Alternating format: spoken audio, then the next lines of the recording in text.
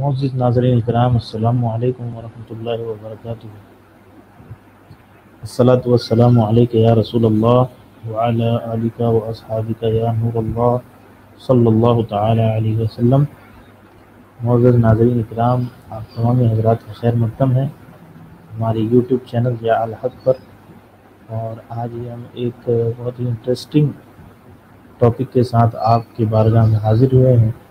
امید ہے آپ تمام حضرات کو یہ ٹاپک پسند آئے گا۔ میں آپ کا دوست، آپ کا ہوسٹ محمد سہیل رضا، اور ہمارے ساتھ آج اس لائیو سیشن میں شامل ہوں گے ہمارے اور آپ تمام حضرات کے عزیز جناب محمد عثمان علی نائک بھائی پاکستان سے۔ اور ہمارا آج کا جو ٹاپک ہے، جیسا کہ آپ حضرات ڈسکرپشن میں دیکھ ہی رہے ہیں، Islamic remedies for global issues, اسلامی امور برائے عالمی مسائل۔ تو آج ہم اس ٹاپک پہ بات کریں گے اور 4 پوائنٹس پہ بات کریں گے انشاءاللہ العظیم۔ اور ہمارے وہ 4 پوائنٹس ہے: انفرادی اصلاح جس کو کہتے ہیں انڈیویجول ریکنسیلیشن، عدالتی نظام جس کو کہتے ہیں جوڈیشری سسٹم، اقتصادی مسائل اور ان کا حل، اکنامیکل ایشوز اینڈ سلیوشن، اور غلبہ حق کے لیے عالمگیر کوشش بذریعہ تبلیغ و اصلاح۔ تو ان 4 پوائنٹس پہ ہم آج گفتگو کریں گے ہمارے دل عزیز جناب محمد عثمان علی نائک بھائی کے ساتھ، اور وہ جڑ چکے ہیں ہمارے ساتھ میں، ان کا خیر مقدم کرتے ہیں۔ السلام علیکم ورحمۃ اللہ وبرکاتہ۔ ورحمۃ اللہ وبرکاتہ۔ جی سہیل بھائی، کیسے مزاج ہیں بھائی؟ اللہ نبی کا کرم ہے، احسان ہے، اور آپ جیسے بھائیوں کی دعائیں ہیں۔ اور آپ کی طبیعت اور حال چال؟ جی ماشاء اللہ، پہلے تھوڑی سی احساس تھی جس وجہ سے ہمارا لاسٹ جو سیشن ہے وہ بھی نہیں ہو سکا، کیونکہ جب ہمارا لاسٹ سے جو ہمارا سیکنڈ جی لاسٹ سیشن ہوا تھا اس میں میں بتا رہا تھا طبیعت نسات کے حوالے سے، تو اب ماشاء اللہ نبی کا کرم ہے، احسان ہے، اب ماشاء اللہ بالکل ٹھیک ہے۔ اور آج ہم آپ کی وساطت سے اور مشتاق بھائی کا جو چینل ہے اس کی وساطت سے اپنی آڈینس کے سامنے بیٹھے ہوئے پھر ایک بار۔ تو آپ کا خیر مقدم ہے، ویلکم ہے۔ اور جیسا کہ آپ نے انٹروڈکشن میں ہمارا سن ہی لیا کہ آج کا ہمارا ٹاپک کیا ہے، اور جو 4 پوائنٹس ہے اس کو بھی میں نے عرض کر دیا ہے، تو میں چاہوں گا کہ آپ اور تاخیر نہ کر کے اب پروگرام کو شروع کیا جائے اور ان پوائنٹس پہ گفتگو شروع کی جائے۔ تو مرحبا، اور ارشاد فرمائے۔ ہمارا پہلا پوائنٹ ہے انفرادی اصلاح اور فتنوں کا خاتمہ، انڈیویجول ریکنسیلیشن جس کو کہتے ہیں انگلش میں، تو اس پہ گفتگو فرما دیں۔ بسم اللہ الرحمن الرحیم۔ بالکل، جو ہمارا آج کا موضوع ہے اس کے حوالے سے ہم تھوڑی سی بات کرتے ہیں۔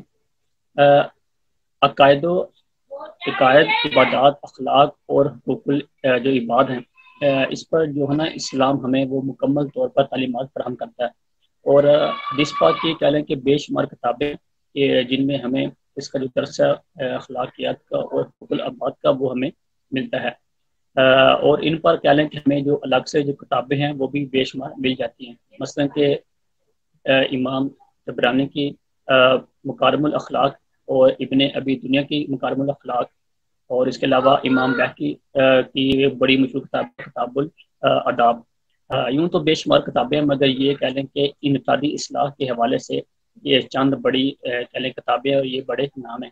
اور اس کے علاوہ انفرادی اصلاح کے حوالے سے چونکہ بینگ مسلم ہمارے لیے خاتم النبیین حضرت محمد صلی اللہ علیہ وآلہ وسلم کہہ لیں کہ اپنی ایک حجت ہے، ان کے علاوہ کہہ لیں کہ جو بندہ مسلمان ہی نہیں ہوتا، یوں تو ان کی بے شمار حدیثیں ہیں، مگر اخلاق کے حوالے سے ہم چند کہہ لیں کہ 2 صرف آپشن پیش کریں گے، اور اس سے بخوبی پورے ورلڈ کو کہہ لیں کہ ایک اندازہ ہو جائے گا کہ اس کی کہہ لیں کہ اتھینٹسٹی، اس کی اہمیت کیا ہے۔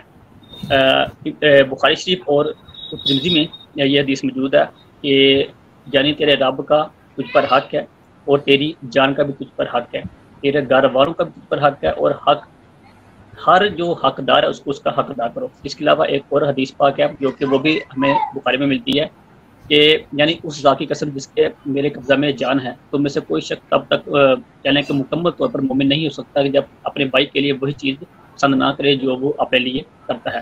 بظاہراً تو یہ حدیثیں کہہ لیں کہ ہمیں ایسے محسوس ہوتی ہیں کہ ان کا کہہ لیں کوئی خاص کہہ لیں کہ فائدہ نہیں ہے، مگر جو لوگ ایسا سمجھتے ہیں ان کے لیے ہمارے لیے ایک سوال ہے کہ یہ جو دو احادیثیں اعزاء اخلاق اور انفرادی اصلاح کے بعد سے ہم نے آپ کے سامنے بیان کی ہے، ان کے اوپر عمل کرنے کی کوشش کریں، کیونکہ ہم ایتھیزم کے حوالے سے گفتگو کر رہے ہیں، تو اگر ہم ان کا پس منظر دیکھیں تو ان میں اخلاقیات کہہ لیں کہ ذرا سی بھی نہیں پائی جاتی۔ کیوں؟ کیونکہ ان کا جو رہن سہن، ان کا جو کلچر ہے وہ ہمارے سامنے، وہ کہتے ہیں کہ صرف ہمارا جو کہہ لیں کہ اپنا فائدہ ہو۔ اس کی مثال کے لیے میں آپ کو ایک ایگزامپل دینا چاہتا ہوں کو سمجھانے کے لیے کہ بزنس کاروبار انہوں نے جو ان کے اصول بیان کیے ہیں، کیونکہ میں نے بھی آئی کام کیا ہوا ہے، اور ان کے جو بزنس کی بنیادی تعریف ہے، ڈیفینیشن ہے، اس کا جو مین جو ہے نا کرک وہ ہے ٹو ارن پروفٹ، صرف فائدہ کمانا ہے، فائدہ حاصل کرنا ہے اپنی ذات کے لیے، دوسرے کو نقصان ہو، دوسرے کو اس سے فائدہ ہو، جو مرضی ہو، ان کو اس سے کہہ لے کہ کوئی لین دین ہے ہی نہیں، صرف منافع کمانا۔ مگر کیا اسلام کیا کہتا ہے؟ اسلام کہتا ہے کہ وہ کام کرو جو کہ تمہارے لیے بھی بہتر ہو، اور جو کہہ لے کہ جو آپ کے آگے والا جو بھائی ہے، مسلم بھائی ہے، چاہے وہ کوئی بھی ہے، اس کو بھی اس کا جو فائدہ وہ پہنچنا جانا چاہیے۔ تو یہی کہہ لیں کہ انفرادی اصلاح کے حوالے سے ہم نے دو احادیثیں اور اینڈ پہ جو کہہ لیں کہ یہ جو ایتھس ہیں ان کی کہہ لیں کہ ایک سوچ کے حوالے سے ایک نظریہ پیش کیا ہے کہ اگر وہ کہتے ہیں کہ ایسا کچھ بھی نہیں ہے، وہ خود اس پر صرف عمل کر کے دیکھ لیں۔ تو جو واقعی میں آج جو بڑی جو چیزیں ہیں اس کو تو ہم آسانی سے کر لیتے ہیں، لیکن جو چھوٹی چھوٹی چیزیں ہیں اس کو جو ہے ہم بھولے بیٹھے ہیں اور اس کو عمل میں نہیں لاتے۔ اگلا تو ہمارا اگلا سوال ہے عدالتی نظام، جوڈیشری سسٹم کے ذریعے ہم کیسے ایشوز کو سالو کر سکتے ہیں؟ جی، جوڈیشری سسٹم کے حوالے سے اگر ہم اسلامی نظام پر کہہ لیں کہ ایک نظر دوڑیں تو اس میں ہمیں کثرت سے قرآنی آیات بھی ملتی ہیں، اس کے علاوہ احادیث بھی بے شمار موجود ہیں، اور اس کے علاوہ کتاب الاحکام اور کتاب الامارہ، یعنی کہ ہمارا سے متعلق ہے، مطلب ہوتا ہے کہ حکومتی جو نظام ہوتے ہیں نا ان کے حوالے سے جو ہے نا ہمیں ملتا ہے۔ اس کے علاوہ جو حدود و تعزیرات ہیں ان کے بارے میں بھی کہنے کتابوں میں مکمل جو تفصیلاً وہ موجود ہے۔ مثلا اگر ہم حدود شریف کو دیکھیں تو اس کا جو صفحہ نمبر 186 ہے اس پر، اس کے علاوہ کتاب الحدود کے صفحہ نمبر 217 پر اس کے اوپر کہہ لیں کہ عدالت نظام کے حوالے سے ہمیں کافی کچھ مل جاتا ہے۔ اس کے علاوہ کتاب الاداب القاضی بھی موجود ہے۔ اس کے علاوہ اسلامی عدالت کا جو فیصلہ ہے اس کے حوالے سے کہہ لیں کہ جو مزید معلومات ہے وہ تو آپ کو وہاں سے مل جائے گی، مگر یہاں پر ایک کہہ لیں کہ ایک حدیث پاک ہے جامعہ ترمذی میں جو موجود ہے، اس کا میں ایک حوالہ دینا مناسب سمجھتا ہوں کہ اس سے کہہ لیں کہ جو عدالتی نظام ہے وہ ایک حدیث میں کہہ لیں کہ مکمل طور پر جو کہہ لیں کہ ایک سمٹ جائے گا، کہہ لیں کہ ایک دریا کو کوزے میں بند کرنا ہے، یعنی کہ کہتے ہیں کہ مدعی کی ذمہ داری ہے کہ اپنے دعوے کے حق میں گواہ پیش کرے، اور جو مدعا علیہ ہے تو اس کی ذمہ داری ہے اگر مدعی کے حق میں کوئی گواہ نہ مل سکے تو اپنے بے قصور ہونے کی قسم کھا کر خلاصی پائے۔ اب یہ بظاہراً تو ایک حدیث پاک ہے، مگر ہم تھوڑا سا غور کر لیتے ہیں، اس کو اپنے موجودہ حالات میں دیکھ لیتے ہیں۔ پہلی بات ہم یہ کر لیتے ہیں، اگر ہم اپنے موجودہ نظام کو دیکھیں پورے ورلڈ میں جو سیکولرزم کا ڈیموکریسی کا نظام رہے ہیں، اس پر ہم اگر طائرانہ نظر دورائیں تو ہم اس نتیجہ پر پہنچتے ہیں کہ ہر ملک میں بے شمار بلکہ لاکھوں کی تعداد میں ایسے کیسز موجود ہیں جن کا 10-20 سال سے چل رہے ہیں، بلکہ کئی کی نسلیں گزر چکی ہیں، ان کا انصاف نہیں مل سکا۔ اس کی وجہ کیا ہے؟ ان میں سب سے بڑی خامی ہی یہی ہے کہ انہوں نے کہہ لیں کہ اس کو صحیح طریقے سے کیا ہی نہیں ہے۔ اب یہ دیکھیں جو اگر ہم ان کا عدالت نظام دیکھیں تو ایک تو وہ عدالت ہوتی ہے جو کہہ لو کہ سپریم کورٹ ہر ایک ملک کی ہوتی ہے، اب اس کا جو کام کرنے کا جو طریقہ آتا ہے وہ تو یہی ہے کہہ لیں کہ جو اسلامی طرز بظاہر اسلامی طرز کے اوپر ہے، مگر دوسرا طریقہ یہ ہے کہ جس کو ہم کہتے ہیں انڈیا، کہہ لیں کہ ہر ملک میں اس کا اپنا اپنا نام ہوتا ہے، مگر کہہ لیں کہ GIT کہہ لیں کہ اگر ہم پاکستان کے واسطے نام لیں تو اس کا ایک طریقہ کار ہی ایک الٹا مختلف ہے۔ وہ کیسے ہے؟ اگر سہیل بھائی نے کوئی کام کیا ہے یا نہیں کیا، اگر مجھ سے بندہ اگر آپ کے اوپر کوئی ایسا کیس کر دے تو ثبوت مجھے دینے کے بجائے ثبوت آپ کو دینے پڑیں گے۔ تو یہ کہہ لیں کہ ایک بالکل عجیب چیز ہے۔ یہ نظام ہر ایک ملک میں موجود ہے، مگر انہوں نے اس کو نام الگ الگ دیے ہوں گے۔ پاکستان میں اس کو GIT کا نام دے دیا گیا، انڈیا میں کچھ اور نام ہوگا، امریکہ میں کچھ اور۔ صرف نام بدلنے سے کوئی چیز میں فرق نہیں پڑ جاتا۔ ایک مثال ہے، اگر شینزلیزا روڈ کے اوپر کوئی آپ اور ہم جیسا بندہ کوئی گاڑی چلائے اس کو تو سزا نہیں ملتی، اور ملتی ہے، اور جو اگر کوئی وہی ملکہ وکٹوری جیسا جو اس کا کچھ لگنے والا یا اس کا بیٹا جو وہ چلائے تو اس کو سزا نہیں ملتی. کیوں؟ ان کے قانون میں ہی خامی ہے. اگر یہی اسلام ہوتا تو خاتم النبیین حضرت محمد صلی اللہ علیہ وآلہ وسلم کی حدیث پر بڑی مشہور ہے، کیا فرماتے ہیں اگر فاطمہ بنت محمد بھی چوری کرتی تو اس کے میں ہاتھ کاٹ دیتا. اگر ہم اس سے استدلال کر کے دوسری طرف دیکھیں تو دیکھیں کتنا اچھا نظام ہے کہ جو اسلامی نظام ہے اس میں سزائیں دی جاتی ہیں، جس سے کیا ہوتا ہے کہ کہہ لیں کہ کم سے کم اس کا چانس ہوتا ہے کہ کوئی بندہ اس طرح کا کام کرے. مگر کیا ہے جو ہمارا موجودہ نظام پورے ورلڈ اس میں کیا ہوتا ہے، اگر آپ نے قتل بھی کر دیا ہے تو آپ کو سزائے موت نہیں ملے گی. کیوں؟ پھر تو اگر کوئی چوری کرے گا بندہ 6 ماہ اندر رہ کے باہر آ جاتا ہے، وہ دوبارہ وہی کام کرتا ہے. اس کو پتا کہ مجھے زیادہ سے زیادہ 1 لاکھ 2 لاکھ جرمانہ ہوگا، 6 ماہ قید ہوگی، اگر نہیں تو اگر میری اتھارٹی ہے میرے پاس میرے ساتھ یہ بھی نہیں ہو سکے گا. تو یہ اگر جو عدالت نظام ہے اگر یہ بہتر ہوگا، فطرت میں کسی کو نظام موجود ہوگا تو وہی جو نظام کہنے کے بہتر طور پر اپنی کارکردگی دکھا سکتا ہے. بالکل، کیونکہ جوڈیشری سسٹم کا ہونا بہت ضروری ہے، صحیح جوڈیشری سسٹم کا ہونا، اور یہ بہت بڑا ایشوز ہے. اور ایسا نہیں کہ اس سے صرف مسلمان ہی جوجھ رہے ہیں، نان مسلم سبھی لوگ جوجھ رہے ہیں.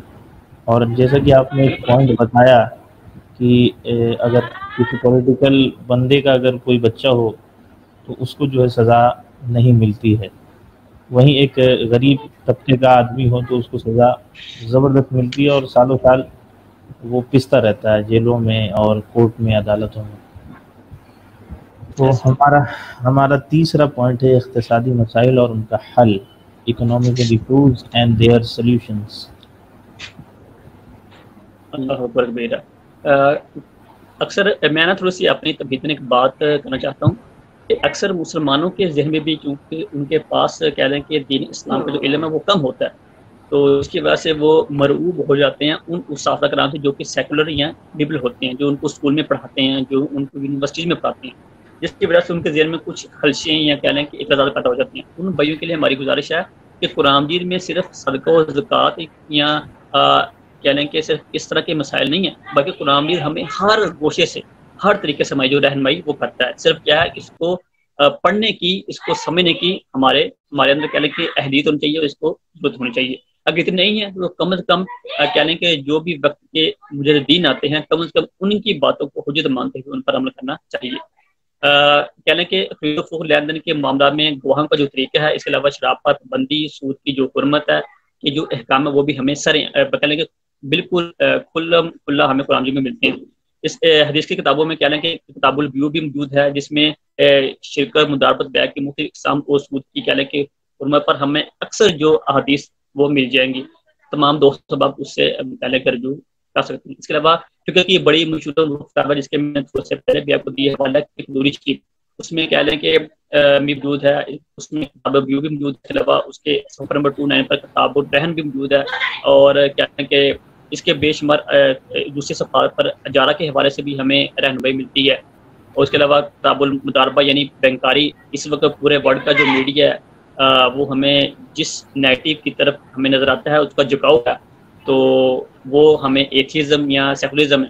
تو ان کی مین وجہ یہی ہے کہ ان کا نظام تو سودی بینکاری کو بچا رہا ہے. اس وقت کے 3 بڑے خاندان ہیں یا 2 بڑے خاندان جو کہ پورے ورلڈ کا جو بینکنگ سسٹم ہے اس کو کنٹرول کیے ہوئے ہیں، اس کا سارا نظام ہی سود کے اوپر ہے، جس کی وجہ سے کہہ لیں کہ ایک کولیپس آیا ہوا ہے. اگر ہم دوسری طرف اسلام کا کریں گے، اسلام میں کیا ہے کہ آپ نے زکوٰۃ دینا ہے، کرانا دینا ہے، جس سے کیا ہو رہا ہے دونوں کی مساوی کہہ لیں کہ جو ہے نا تقسیم وہ بآسانی ہمیں مل جاتی ہے. مگر اگر ہم دیکھیں دوسری طرف موجودہ نظام میں ہمیں اس طرح کی کوئی بھی نہیں ملتی. ایک اور مثال، چونکہ اس وقت ہم کیونٹین میں رہ رہے ہیں، کووڈ-19 میں ہیں، تو اس وقت جو امیزون کا جو مالک ہے، اب دیکھیں صرف یہ 3 سے 4 ماہ کے عرصہ میں وہ دنیا کا امیر ترین بندہ بن گیا. کیوں؟ اس کی جو امیزون ہے اس کو سب سے زیادہ استعمال کیا گیا. تو اگر یہی اسلام ہوتا تو اس نے کیا کرنا تھا کہ جو ہمارا حکمران تھا اس نے اس کی بھی مساوی تقسیم کرنی تھی، ٹیکس لے کے، جزیہ لے کے تمام کاموں کی. تو جو لوگ غریب مر رہے ہیں جن کو پتہ ہی نہیں ہے، تو انہوں نے بھی کہہ لیں کہ ایک ہنسی خوشی اپنی زندگی گزارنی تھی. حضرت یوسف علیہ السلام کے دور میں تقریباً 7 سے 8 سال یا 9 سال تک قحط رہا، تو ایک بھی کہہ لیں کہ جو شخص فوت نہیں ہوا. اس کی مین وجہ کیا تھی؟ اس کی مین وجہ ہی یہی تھی کہ اسلام کا جو نظام ہے خاص طور پر اقتصادی لحاظ سے وہی اتنا مضبوط ہے کہ جو انسان ہے وہ اس کے اوپر رشک کے بغیر رہ ہی نہیں سکتا. اور یہاں پر ایک آخری بات کر کے میں اس کو تھوڑا سا کرتا ہوں وائنڈ اپ، کہ ایتھزم کے حوالے سے جو ایتھیس ہے وہ خود ناجائز بچے پیدا کر کے چھوڑ دیتے ہیں. تو ہماری کہہ لیں کہ ایک بڑی مشہور و معروف کتاب ہے دوری شریف، اس کے صفحہ نمبر 198 پر یہ بات موجود ہے کہ اگر کوئی ایسا بچہ جو ہمیں سڑک پائی کسی بھی جگہ لوارث مل جائے تو وہ غلام نہیں ہوگا بلکہ آزاد ہوگا، اور اس کی جو تمام تر کہہ لیں کہ جو ذمہ داری ہے وہ حکومت کو، اسلامی حکومت کو برداشت کرنا پڑے گی. تو جو اسلام ہے وہ تو کہہ رہے کہیں حد تک ایتھیس کو بھی جو حقوق ہے وہ دیتا ہے، مگر ان کا یہ کہنا کہ جو ہم قانون بنائیں گے وہی ٹھیک ہے، اس کو احتجاج کرنا پڑے گا، یہ زیادتی ہے. اگر انہیں کی کوئی مثال دیں تو اس وقت دیکھ لیں شام، عراق، فلسطین، لبنان، افغانستان، تمام مسلم کنٹریز کا کیا حال ہے. اب تو فلسطین کو گوگل سے کہہ لیں کہ مٹا ہی دیا گیا ہے، اور ایپل کا INC ہے انہوں نے بھی اس کو مکمل طور پر ڈیل کر دی ہے. یہ ہے ان کی انسانی حقوق کہ جو بندہ ہمارے لیے کام کرے، ہماری ہاں میں ہاں ملائے، وہ زندہ باد ہے. جو ہماری ہاں میں نہیں بلائے گا اس کے اوپر کوئی نہ کوئی بہانہ ڈال کے اس کو ختم کر دیا جائے گا. یہ ہے آج کے دور کے موجودہ مائنڈ کی اصل حقیقت. اس وجہ سے ہم چاہتے ہیں کہ ہم کیوں نہ ایک ایسے نظام کی طرف آئیں جو کہ مکمل کوڈ آف لائف ہے، جو کہ انسان کا بنایا ہوا نہیں ہے جس میں بہت سی غلطیاں پائی جاتی ہیں، بلکہ وہ کوڈ آف لائف ہے جس کو اللہ تعالیٰ نے خاتم النبیین حضرت محمد صلی اللہ علیہ وسلم کی سنت میں مکمل کر دیا. ہم تو یہ کہتے ہیں اگر ایتھیس ذرا تھوڑی سی اپنی کہ قدر فل آئیز جو لینز ہے اپنی اینک کے وہ اتار کے اگر دیکھیں تو ہمیں ہر چیز بالکل صاف اپنے اصل رنگ میں نظر آئے گی. اگر آپ بلیک گلاسز لگا کے دیکھیں گے تو آپ کو ہر چیز بلیک ہی نظر آئے گی. تو اور ایک یہاں پہ جب اکنامیکل ایشوز پہ بات چل رہی ہے تو میں ایک پوائنٹ ایڈ کرنا چاہوں گا اگر آپ کی اجازت ہو. تو شیخ اسرار رشید صاحب نے کچھ مہینے پہلے ایک پوائنٹ اپنا دیا کہ مسلم کنٹریز کو واپس اپنا کرنسی جو ہے سونے اور چاندی میں کنورٹ کرنا چاہیے. آج کل جو ایشوز چل رہے ہیں جس پہ اب ہم لوگ جو پیپر والی جو کرنسی استعمال کر رہے ہیں، اپنے کنٹریز کے ریسورس کے اعتبار سے ہم وہ کرنسی کو جو ہے مارکیٹ میں لاتے ہیں کہ ہماری کنٹری کی ریسورس اتنی ہے تو اس حساب سے ہمارے پاس اتنا پیسہ ہوگا ڈالرز میں. تو جو سچویشن چل رہا ہے ابھی موجودہ، کبھی بھی اکنامک کرائسس آنے کی وجہ سے آپ کا اکنامک سسٹم کریش ہو جائے گا تو آپ کے وہ پیسے جو ہے نا وہ صرف اور صرف کاغذ کی ردی ہو جائے گی.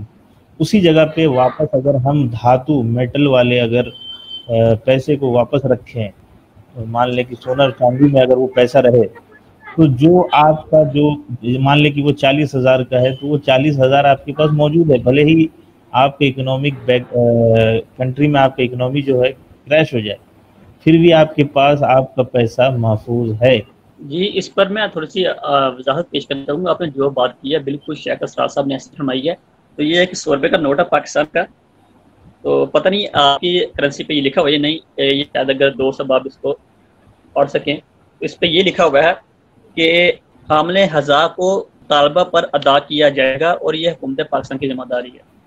اس کا مطلب یہ ہے کہ اگر عوام کہے اس نوٹ کے بدلے جو پیچھے گولڈ پڑا ہوا ہے وہ ہم آپ کو دیں گے، تو یہ کہہ رہے ہیں کہ صرف عوام کو دھوکہ دینے کے لیے ہے. ہاں جب یہ کیونکہ میں نے بھی پڑھی ہوئی ہے اکنامکس اور خاص طور پر علامہ ڈاکٹر محمد اقبال رحمۃ اللہ علیہ نے اس پر بے شمار کہہ لیں کہ وضاحت سے لکھا ہوا ہے، تو ان کی روشنی میں تھوڑی سی وضاحت کرنا چاہتا ہوں کہ بالکل جب یہ نوٹ آئے تھے اعلیٰ حضرت شاہ امام احمد رضا خان قاضی علیہ رحمت پر ایک فتویٰ دیا تھا جب وہ گئے تھے مکہ شریف میں، تو تب کی وجہ یہ تھی کہ تب اس کے پیچھے گولڈ پڑا ہوتا تھا اور عوام کو پتا تھا ہمیں یہ ملے گا. مگر ریسنٹلی کچھ سال ہوئے ہیں کہ ایک نیا کہہ لیں ایک لا آیا پورے ورلڈ میں، یہ ہے کہ تمام جو گولڈ ہے جو سونا وہ اس کے پیچھے سے ہٹا دیا گیا ہے.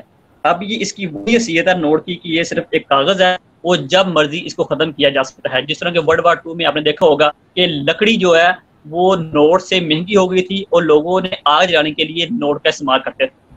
بالکل شیخ اسرار صاحب نے ٹھیک فرمایا کہ یہ آئندہ دور میں کبھی بھی ایسا ہو سکتا ہے. اور آج کل صرف آخری پوائنٹ کہ کرپٹو کرنسی کا ایک بڑا شوق ہو گیا ہے، یہ بالکل ہم بھی اس کے حامی تھے، یہ بالکل ٹھیک تھی. مگر کیا ہوا اب جتنے بھی بڑے بینک ہیں تو انہوں نے کیا کیا کہ جو اس کی تمام مشینری ہے اور جو اس کے کوئنز ہیں وہ انہوں نے خرید لی، جس کی وجہ سے ہم تمام جو لوگ ہیں وہ دوبارہ ان کے مجبور ہوں گے.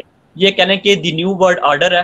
جس طرح کے ٹاپکس کے اوپر شیخ اسرار رشید صاحب گفتگو کرتے ہیں تو ہم تو انشاءاللہ کریں گے. تو تمام دیگر جو علماء کرام ان کی بھی ایک ذمہ داری ہے کہ وہ موجودہ حالات کے مطابق اس پر کہہ لیں کہ ایک اپنا پیرانہ نظریہ پیش کریں. تو اس طرح کے اعتراضات ہوتے رہیں گے، کیونکہ جب بھی علامہ ڈاکٹر محمد اقبال فرماتے ہیں کہ ہر 35 سال کے بعد فلسفہ، رولز، ویلیوز، اصول چینج ہوتے ہیں، تو اسی اصول کے مطابق گفتگو کرنا پڑے گی. تو یہ ایک علماء کرام کی کہنے کی ایک بڑی ذمہ داری ہے. یہ تو کہنے کہ آپ کا بہت اچھا ہوا کہ آپ نے اس موضوع کی طرف بھی ہماری کہنے ایک جو نگاہ ہے وہ درا دی اور ہم نے اپنا کہنے کے ایک پوائنٹ ویو پیش کر دی. آئیے چلتے ہیں اب چوتھے پوائنٹ جو ہماری آج کے پروگرام کی آخری پوائنٹ ہے، وہ غلبہ حق کے لیے عالمگیر کوشش بذریعہ تبلیغ و اصلاح.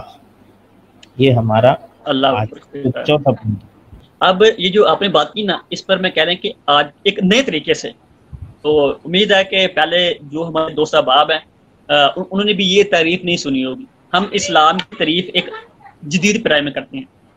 انفرادی اصلاح، فتنوں کے خاتمے کے لیے جو عدالتی نظام ہے، اور اس کے علاوہ جو اقتصادی مسائل ان کے حل کے لیے، یہ جو تین باتیں جس نظام کے پاس موجود ہوگی اس نظام کا نام اسلام. بالکل یہ ہے اسلام کی موجودہ دور میں بالکل. یہ جو ہم نے پہلے گفتگو کی تقریباً 24 منٹ کی، وہ ایک تمہید تھی یہ اسلام کی تعریف کو بیان کرنے کے لیے.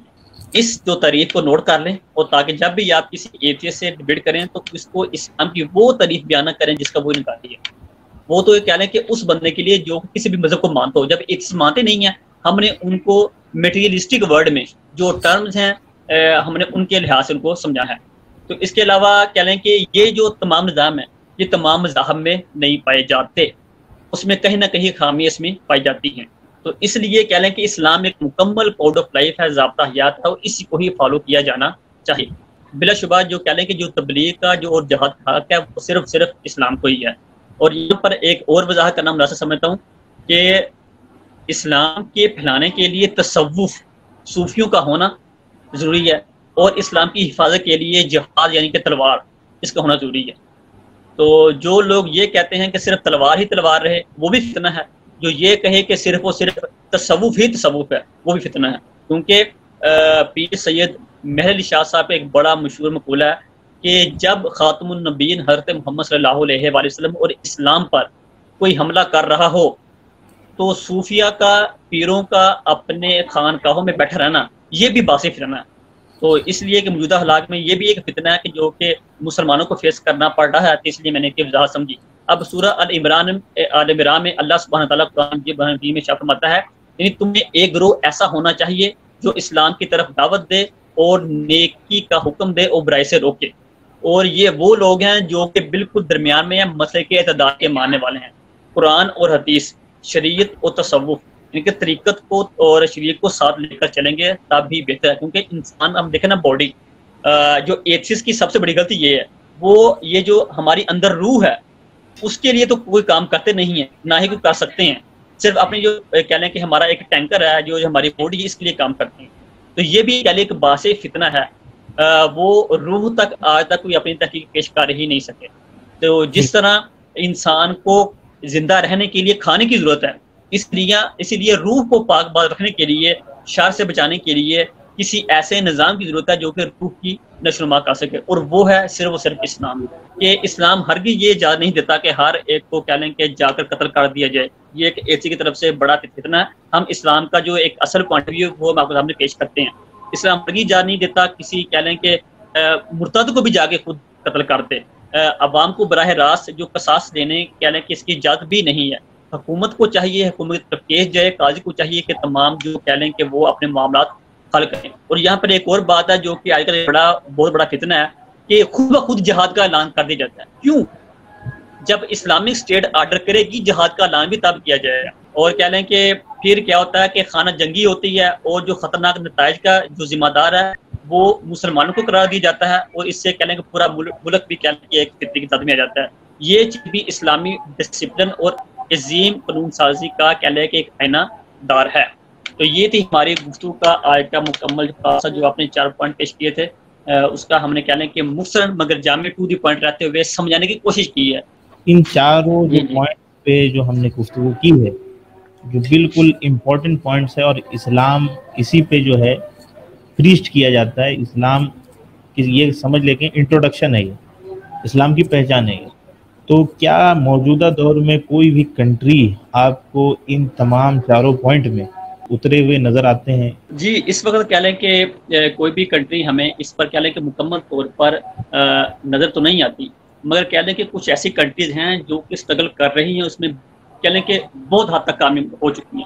ان میں کہہ لیں کہ جو سب سے کہہ لیں کہ جو اہم کنٹری ہے وہ ہے چیچنیا، ایک بڑے مشہور و معروف کہہ لیں کہ ایک فائٹر ہیں خبیب نرماگویدوف، وہ ان کے کہہ لیں کہ کزن ہیں، اور ایک بڑے مشہور امام گزرے ہیں امام شامل، یہ ان کے خاندان کے ہیں۔ تو اگر ہم ان کا نظام دیکھیں تو کہہ لیں کہ ہمیں ایک ایسا ملک کہہ لیں کہ کافی حد تک کامیاب نظر آتا ہے۔ اور اس کے علاوہ کہہ لیں کہ جو ترکی ہے وہ اس کی جو اسٹرگل ہے، اگر ہم موجودہ دور میں دیکھیں، پہلے وہ مکمل سیکولر تھا، اگر ہم اس کی بنسبت اب دیکھیں کہ اتنی دیر سیکولر رہنے سے اور اب جو اس کی کارکردگی ہے وہ کہہ لیں کہ بہت اچھی ہے۔ تو امید ہے کہ آئندہ آنے والا کہہ لیں کہ جو فیوچر ہے وہ مسلمانوں کا اس لحاظ سے بڑا برائٹ ہوگا۔ اب 2 سوال اور رہ گئے ہیں جو آپ سے پوچھنا چاہوں گا، کیونکہ اب ٹائم بھی ہو چلا ہے ہمارے سیشن کا۔ ایک سوال یہ ہے ایتھیزم کے تعلق سے کہ جب ایک انسان مصیبت میں ہوتا ہے تو وہ کوشش کرتا ہے کہ اپنے لیول پہ اس کو ٹھیک کرنے کی، اگر اس سے ٹھیک نہیں ہوتا ہے یا اس وقت وہ بے بس ہو جاتا ہے تو وہ کوشش کرتا ہے اپنے دوستوں کے ذریعے، اپنے طبیب کے ذریعے، اپنے جو وزارتی عہدیداران ہیں ان کے ذریعے اس مشکل کو دور کرنے کی یا مصیبت کو دور کرنے کی کوشش کرتا ہے۔ تب بھی وہ مسئلہ جب اگر حل نہیں ہو پاتا ہے تب وہ سوچتا ہے کہ مجھے کہیں سے غیبی مدد مل جائے، یا انگلش میں ایک ورڈ کہہ لیں کہ میرے ساتھ میریکل ہو جائے۔ اس پہ آپ کیا کہیں گے؟ یہ بالکل، یہ بات آپ نے بالکل ٹھیک کہی ہے۔ تو یہ کہہ لیں کہ یہ جو بات آپ نے ابھی بیان کیا ہے، یہ جو ایتھیسٹ ہیں ان کے لیے یہ اینٹی وینم ہے، اور کہہ لیں کہ جو مسلمان ہمارے بھائی ہیں یا کوئی بھی کسی بھی مذہب کو ماننے والے ہیں ان کے لیے کہہ لیں کہ ایک بڑا اہم پوائنٹ بنیادی سوال ہے، جس کی وجہ سے وہ اپنے کہہ لیں کہ عقیدہ کو کہہ لیں کہ محفوظ کر سکتے ہیں۔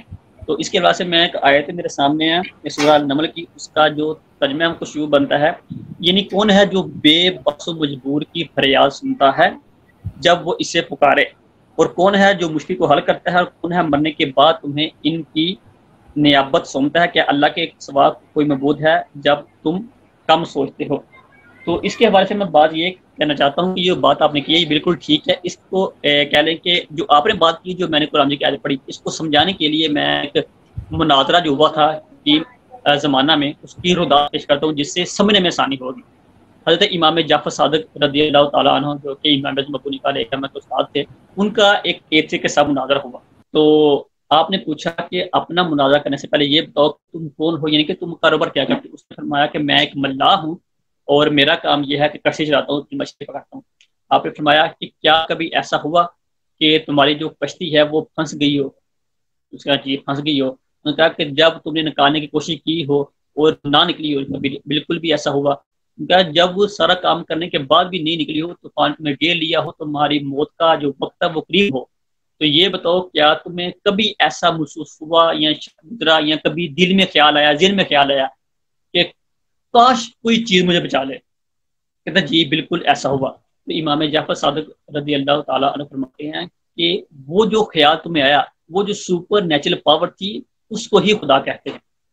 تو اس سے ایک دو اور باتیں واضح ہو جاتی ہیں، وہ یہ ہیں کہ امام جعفر صادق علیہ الرحمہ کا جو واقعہ ہے کہ آج کے دور کے جو اسکالر ہیں ان کی ذمہ داری ہے کہ وہ موجودہ حالات کے مطابق اگلے بندے کو دیکھتے ہوئے اس کا بیک گراؤنڈ کیا ہے، وہ کس فیلڈ میں مہارت رکھتا ہے، اس کا کس فیلڈ کے ساتھ تعلق ہے، اس کے علم میں، اسی علم میں اسی کے اصول کے مطابق اس کو عقلی طور پر زیر کیا جائے۔ دوسری بات یہ ہے کہ جو لوگ اس طرح کے معاملات سے دور رہتے ہیں ان کے لیے بھی ایک کہہ لیں کہ اس میں پیغام ہے کہ جب کوئی فتنہ اٹھے اس کو زیر کرنے کے لیے اپنی جو طاقت ہے وہ لگا دینا، یہ بھی کہہ لیں کہ اہم ذمہ داریوں میں سے ایک ذمہ داری ہے۔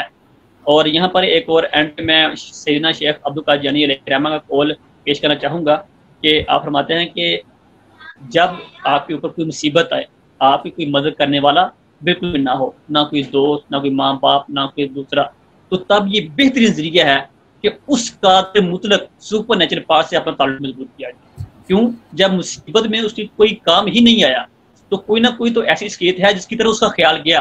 تو یہاں پر جو سگمنڈ فرائڈ جو کہ ان کا بہت بڑا بانی ہے، اس کے علاوہ علامہ ڈاکٹر محمد جو اقبال صاحب ہیں، ان کا مین کہہ لیں کہ جو ڈبیٹ ہوئی تھی موضوع وہ ہی یہ تھی.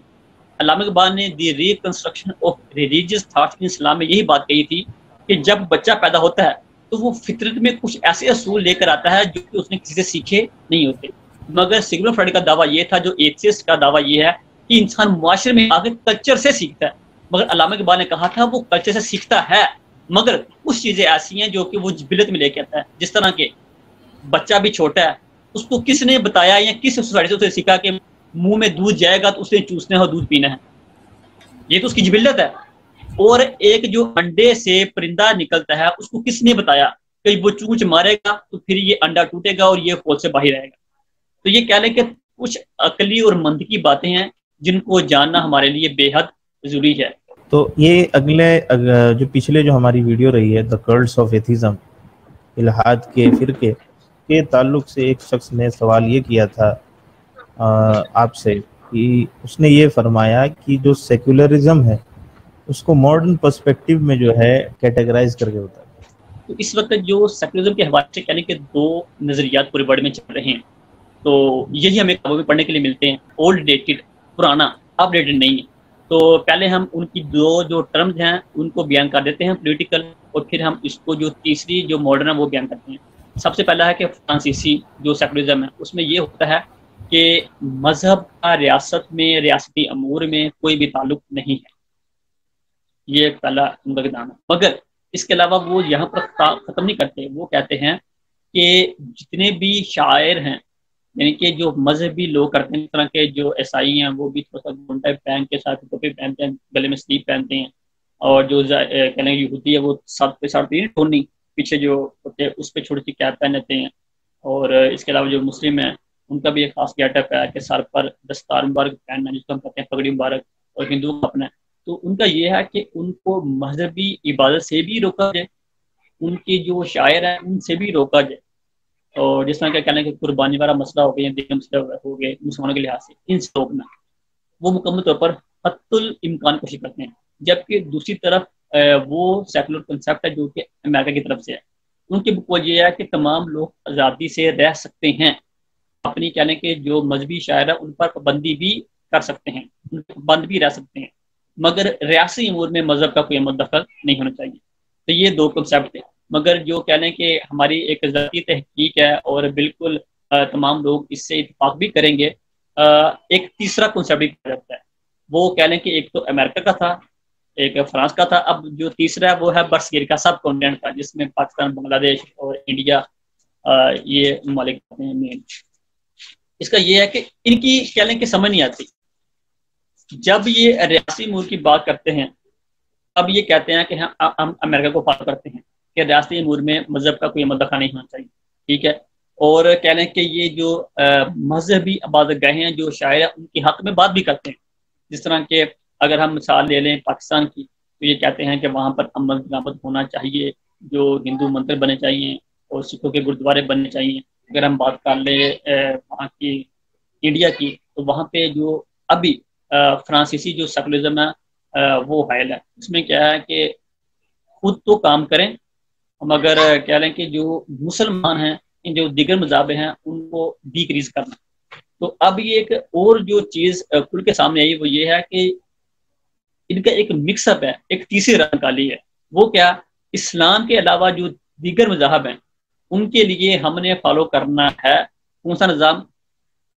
ان کا امریکہ کا. اور جب اسلام کی بات آتی ہے اس کے لیے ہم نے عمل درآمد کرنا ہے اور رائے پیش کرنی ہے فرانسیسی کی. تو یہ کہہ لیں کہ ایک لمحہ فکریہ ہے، اور اس سے ہمیں ایک بخوبی بات واضح ہو جانی چاہیے کہ اصل میں جو تمام مذاہب ہے وہ تو کیپچر کیے جا چکے ہیں. اب صرف ایک مذہب ہے اسلام، اس کو کیپچر کرنا باقی ہے.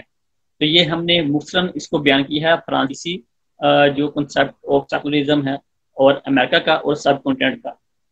تو کہہ لیں کہ یہ ایک نئی ٹرم ہے جو کہ صرف خالصتاً یعنی یہ ٹرم ایجاد ہوئی ہے، یہ بنائی گئی ہے یہ اسلام کے خلاف.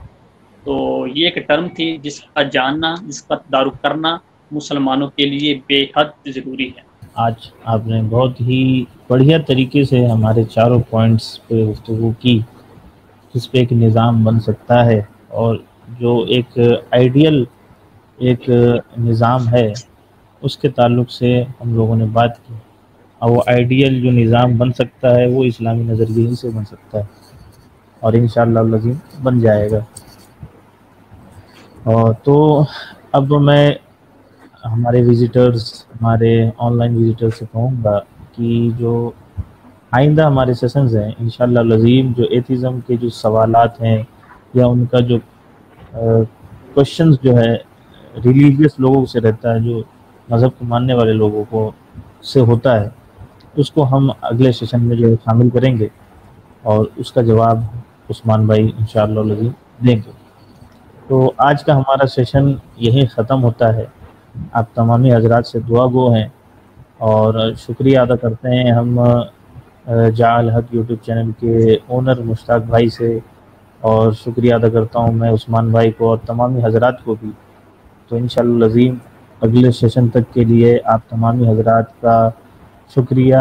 لائک کریں، سبسکرائب کریں ہمارے جاء الحق یوٹیوب چینل کو، اور انشاءاللہ العظیم ہمارے ویڈیوز کو دیکھتے رہیں تاکہ آپ کو زیادہ سے زیادہ ان ماڈرن ٹاپکس پہ آپ کو علم حاصل ہوتا رہے۔ تو اجازت چاہوں گا عثمان بھائی، السلام علیکم ورحمۃ اللہ وبرکاتہ۔ وعلیکم السلام ورحمۃ اللہ وبرکاتہ۔